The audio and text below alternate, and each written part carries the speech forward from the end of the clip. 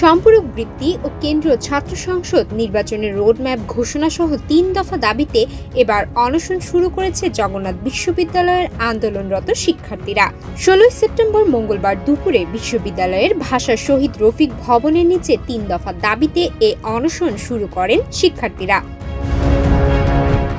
অনশনকারী জানায়, মন্ত্রণালয়ের সকল শিকল ভেঙে জবিয়ানদের অধিকার আটকে আছে জবি প্রশাসনের কাছে।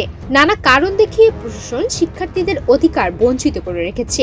জকসু হলো ১৮,০০০ শিক্ষার্থীর অধিকার, কিন্তু প্রশাসনের সদিচ্ছার অভাবে সেটি অনুষ্ঠিত হচ্ছে না।